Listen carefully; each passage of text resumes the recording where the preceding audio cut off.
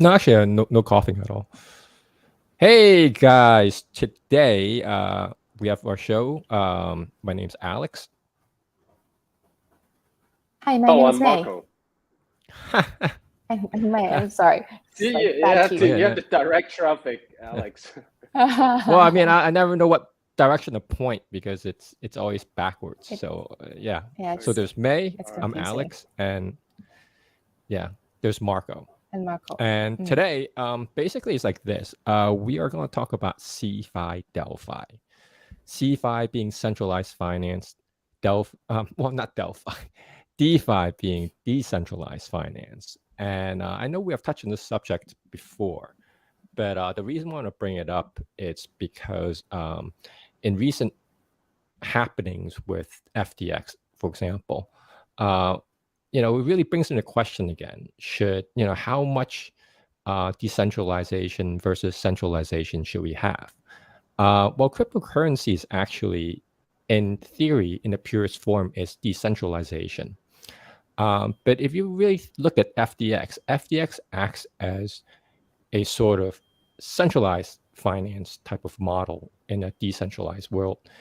It's still going through. They make it very convenient for them to trade, and as you could all see, that some of the shortcomings that Marco was about to describe actually will, actually plays into this whole FTX ordeal. So there's still an argument that somehow centralized is actually bad.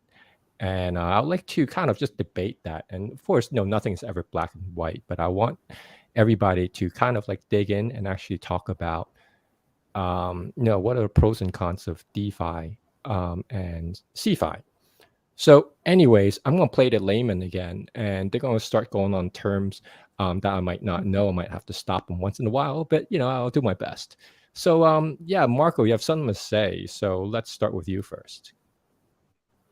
Yeah, sure. And by the way, to our listener, we do our new contents every Tuesday.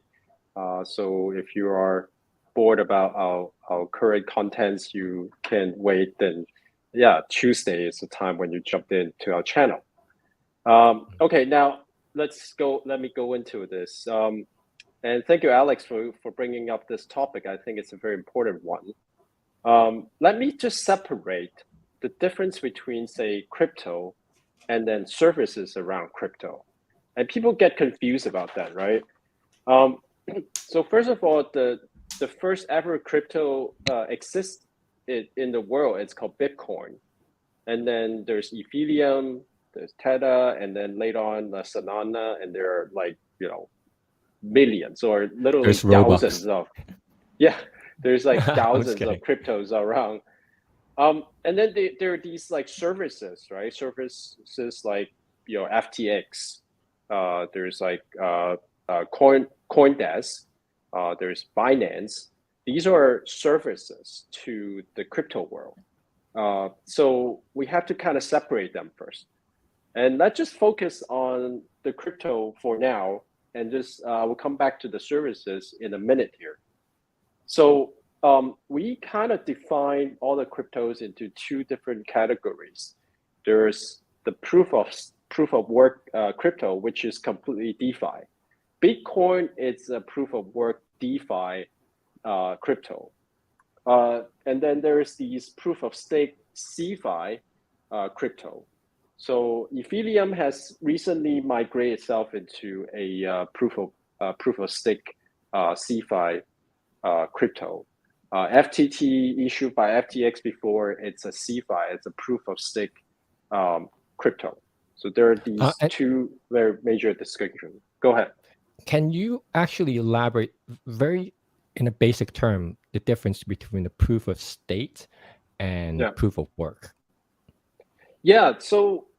Okay. So there are a lot of things that is going into it, but major distinction is when you do a transaction, when Marco is trying to send a Bitcoin to Alex, that transaction on the network needs to be approved. And the approval process, if you think about it as a traditional term, right? Who has to approve that transaction? The banks, right? In a traditional way. And we usually so we call that the stakeholder approval, and another word we call it the proof of stake.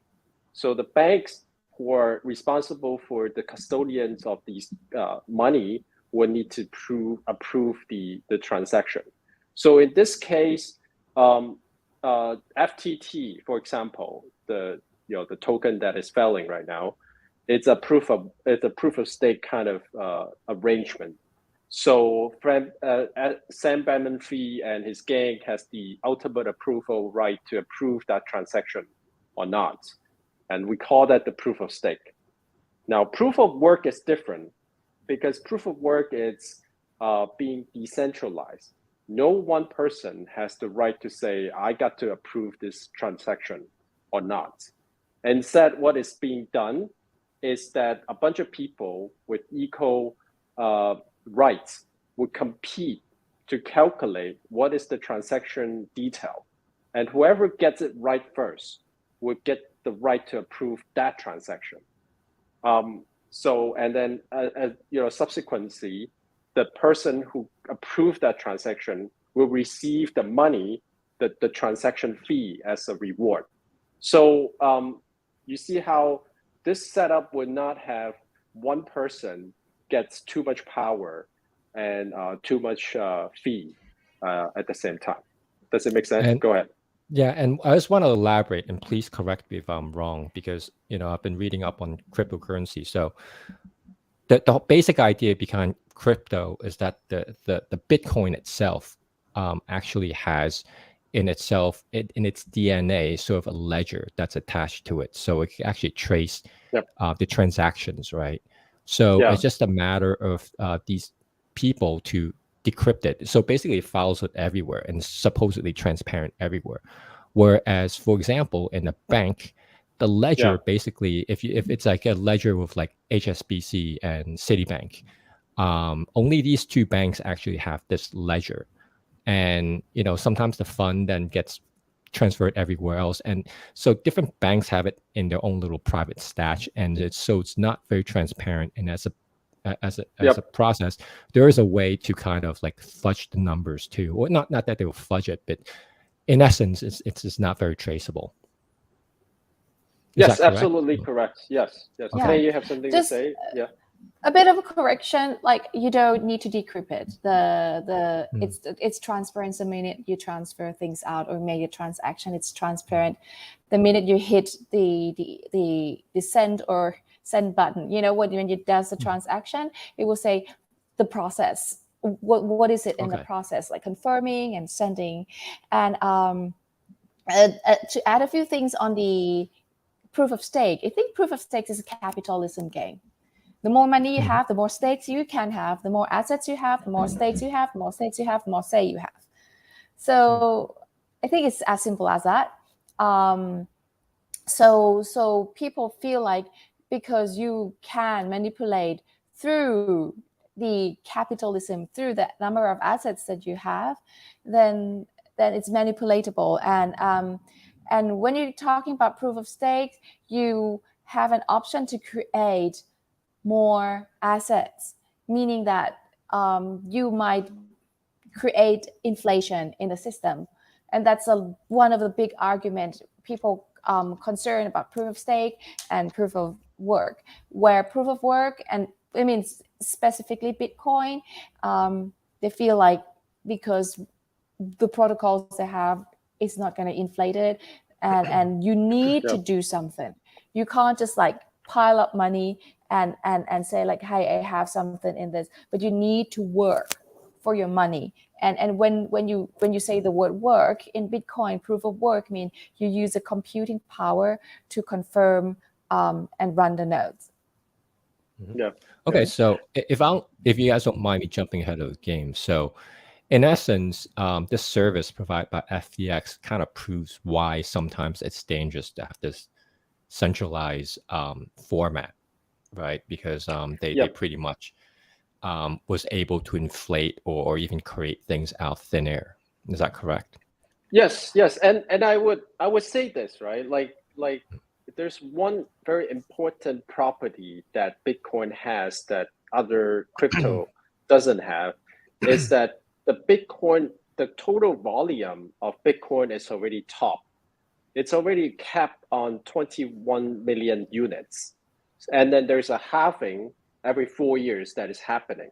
So what happened is that nobody in the system can actually print more Bitcoin anymore. It's already done. So the problem with other coins is that exactly what you said, and we saw it exactly what Sam Bankman-Fried did, is that when he needed more money, he just print more FTT. Yeah, I think the same thing happened before in the history. In Zimbabwe, German after World War II, they print so much money. And I mean, you saw this over and over, but well, we're too young to experience things in Zimbabwe or in Germany, World War II. But similar things happen that people print and it inflates so much. And what we're seeing, one thing is dollars been printing a lot, and people question why dollars still stand. And I think it's because of the demand. All the currencies in the world were printed more than ever. So you're looking at all the currencies around the globe. They've been printing, and we're living in a house of bubbles now, house of cards, house of bubbles. And but I think what sustains us is because there are real productivities to support. But then we have to keep on having these productivities. Otherwise, you will see inflations, and a lot of people now experience inflation in a grand scale of the currencies itself, and also you will experience in certain scales the cryptocurrencies. Okay, great. So great. Okay. Yeah. But So the centralized things. Sorry. Let me finish up my thought here. So I mentioned about services around crypto. So exchanges, money lender like BlockFi, just it's a money lender, but I guess it filed bankruptcy yesterday. These are services, right? These are services around the crypto world. So what I mean by that is that even if you own Bitcoin, where we think it's the safest thing you can own, which is DeFi, but if you have it in another person possessions, right? If you for some reason you have to do trading on these platforms, you have to put the coins on your Bitcoins onto these platforms. Then you have to be careful, because these platforms, they're not, they even might think they're all just crypto, right? But they're actually just financial services. Instead of trading US dollars or US dollars based stock, they're trading your crypto. So to me, we should just look at these services like how we look at all the other financial services. Instead of like thinking them, oh, they're different because they're crypto based or blockchain based. Yeah, understand.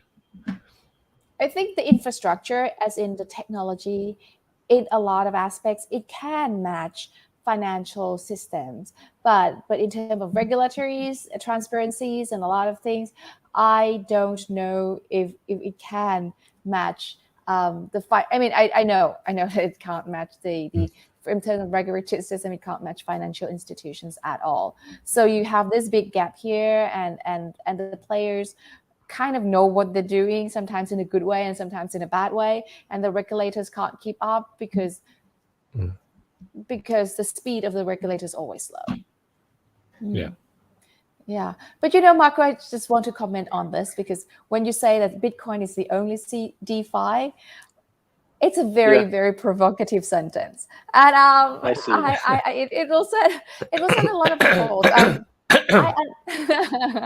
I understand where you're coming from. Obviously, and you want to understand that people have to work in order to generate something, and you can't inflate the currencies. And that's why when you have a lot of shareholders, stakeholders, big stakeholders, then you get this proof of stake, and then it's not decentralized, because then you just earn up a lot of assets. But man, you're gonna send ripples out there. But let's see the comments. Comments. And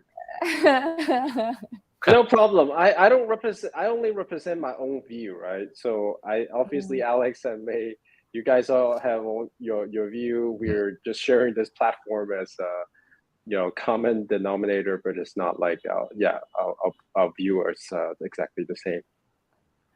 I think Bitcoin will help us distribute and decentralize things much better. I'm going to be the peaceful ambassador here. So the bit will help us like decentralize and distribute things much better. However, when you look at the technology, now moving out of the cryptocurrency and talking about the technology that attached with a Ethereum or even smart contract, for me, I still feel like it's very interesting. I still use them in a corporate world, in a normal corporate world that don't need to have cryptocurrencies. Those platforms still work. We still make money. People still hire us to develop blockchain based on the smart contracts to help them improve the efficiencies of the work. However, in your favor, Marco, I'm going to be a bit of a Bitcoin advocate right now.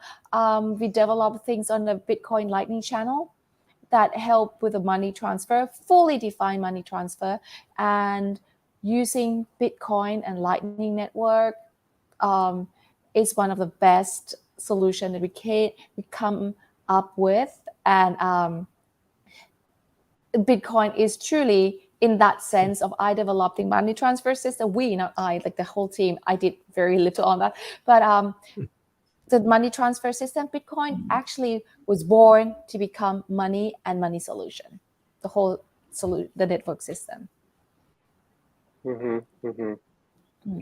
Great. No, I think this is all great. I want to jump onto another topic really quick, if that's okay. So I think to me, why do I think this is important that we have to talk about it today? It's because I think for normal sort of people, they see this world as like a cluster of things, right? And they categorize this as high tech crypto blockchain, but it is not, and that's why we have to have a discussion about this. And I think the line can be drawn very differently, right?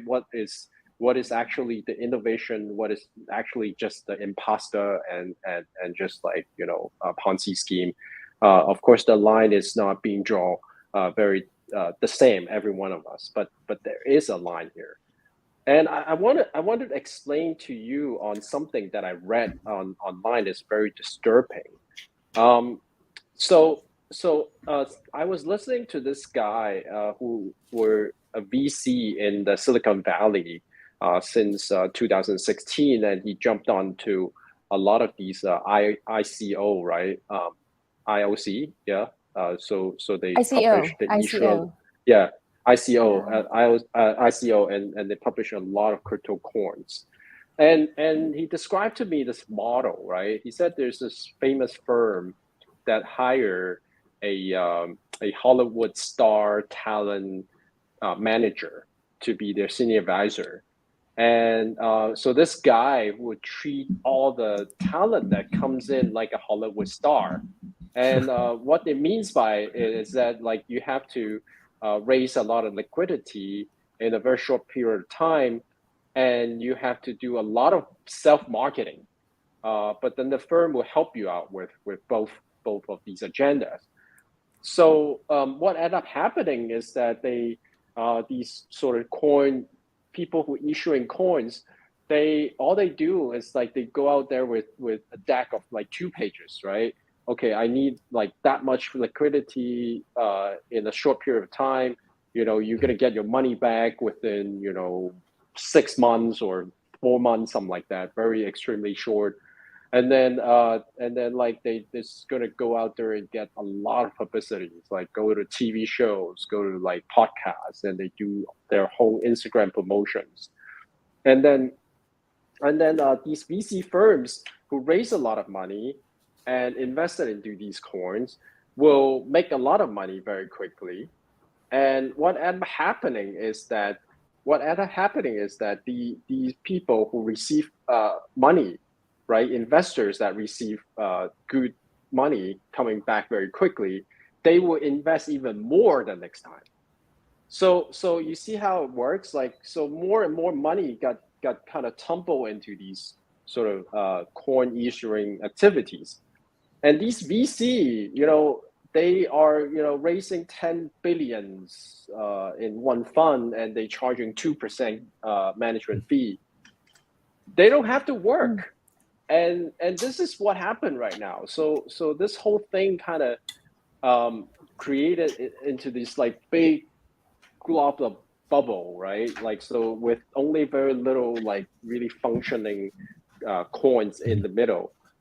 So what I'm saying is that a lot of these people who issue these coins doesn't even think about what problem they're going to solve, what issue are they going to solve, what is the function there, right? So what may talk about infrastructure, functioning, building people, they don't exist.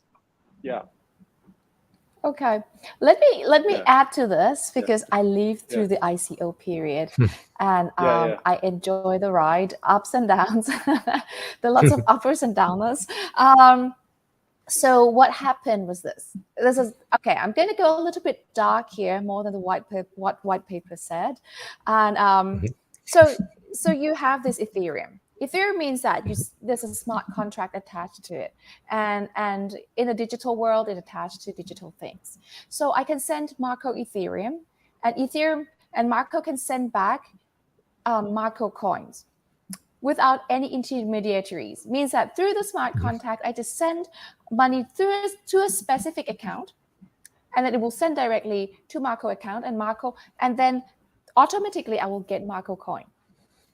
And that's smart contract works. I mean, money attached to, it's programmable money. You can program money to do anything and send back to me anything, even with interest, without interest. So Ethereum came into the ICO time, and you just send Ethereum out and you get some funny coins in, right? And what Marco said, imposter, the crypto people will call themselves the forking. Forking means you copy the whole code and it's going to be identical. A lot of people try to fork Bitcoins. They did. We have Bitcoin Cash, Bitcoin Cold, Bitcoin whatever, and it has similar codes. I mean, Bitcoin, same codes with different names. So people can fork anything in the crypto world because it's super transparent. So yeah, impostering, forking, same thing. And then you have a lot of beautiful initiative ideas. 2 days later, people fork them. Right? Because you can do this. The barrier to entry is super, super low. And you see that, and you see a lot of people flipping the coins. I'm one of them. So we see this beautiful, charismatic, big backers and big big team, MIT, Harvard, you name it, Stanford, all the big names under the sun, knowing much later that these advisors are for hire or some are fakes, right? And you see like, whoa, it's a people Photoshop that things. And but we pick like good names, and then we made 100x within days. We made 10x within days. And we flip and flip and flip. And the dark side is a lot of startups went into ICO too, initial coin offering. It's like similar to the IPO, right? Initial coin offerings. So they offer these coins as a utility coins that you can, if you use the service, you use this coin instead of Thai baht or US dollars or Hong Kong dollars. And the price went up, and a lot of startups went up in this because the investors said that you shouldn't quote me, but I'm going to say it in public anyway, that some investors say, hey, why don't you startup get ICO and pay me back the invested?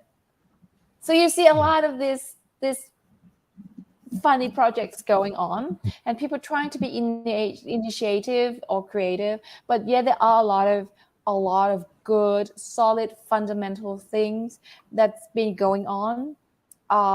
Very, very few, but they are, and I think that people trying to use them, and in so many ways. But there are lots of big shakedowns. Price dropped like over 90%, 95%, almost zero. A lot of coins went to zero right now.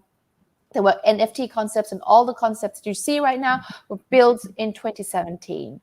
But a lot of imposter. You see thousands of coins then, and you see tens of thousands of coins now, because you can fork, right, the coin. So this is what happening, and when things crumble, and right now you will see a lot of crumbling space. But you look at a grander scale, people are forking the banks, right?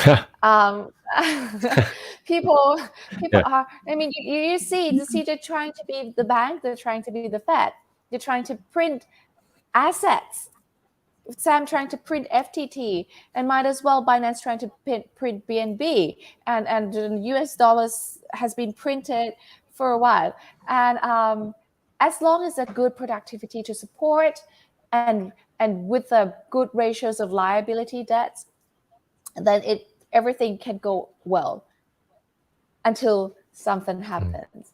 So you're seeing people trying to be the Fed, and it's going to take a lot of learning for us. I'm not going to say it's going to go good or bad. I think it's going to be a lot of learnings. ICO made us today. Those time of all the forking and impostering at a time came here, and we have all these technologies and all the interest around the world because of that. So a little bit of shakedown is not bad, but you will see a lot of things happening. I'm jumbling right now, so Marco, can you help me? Okay, actually, we gotta be aware of the time right now. We're about 3 minutes left, but I would say, the best thing. Agree with me or not? I think that this for this stream, I think perhaps we talk about whether or not, what do you think is the best way of regulating this? Because I think that I don't know whether or not people want, like, the Bitcoin, the crypto people wants to bring the masses into this mission. But sometimes I think with I belong to the mainstream, I guess, and I'm still figuring things out. I'm still trying to see, in what way do I even want to get involved in this? Like, what do you think is the best way of regulating this? Because it's not until that happens, it's not going to get much mainstream involvement. So yeah, like if I have to kind of give my opinions on this, I would just put the traditional financial regulation onto this, because I think we should not look at this very differently than all the other kind of traditional financial instruments. For example, to me, a non-DeFi or a proof of stake, let's just say a proof of stake token, to me is not a currency, and it's not a commodity. Certainly not a scarcity, right? Because I guess given the fact that the creator or the stakeholder can actually print more whenever they want, it should be treated as a stock. It's a digital security online on blockchain. So why not treat it like a stock, right? I think governments should regulate these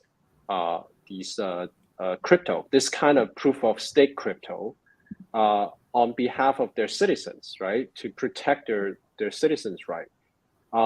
So if you're not trading in a regulated stock market, then maybe you should do something like ADR, right? American Depository Receipt. You need to register with a bank. Your token should need to be registered to a bank, so it can be regulated. It can be traded. And then there are these exchanges, or or so-called asset management company of the world, right? That they help customer to keep the crypto in custody, they should be, how accountable for asset management license, right? Because you are actually managing other people's asset. So that's number two. And then for the Bitcoin or for all the DeFi, and I'm sorry that I offended people. I'm sure there's good DeFi crypto out there. These DeFi crypto, we should just leave it alone because it's DeFi and nobody has complete control over it. We should just let it kind of run its course, like gold, like silver, like all the commodity that is out there. That would be my my approach. What about you, May? Well, I interviewed Ben So, CEO of Bybit yesterday, so I took some ideas from him. Looking forward is self-regulation. If regulators are slow, and they're slow on the DeFi and CeFi space, self-regulation is the only way.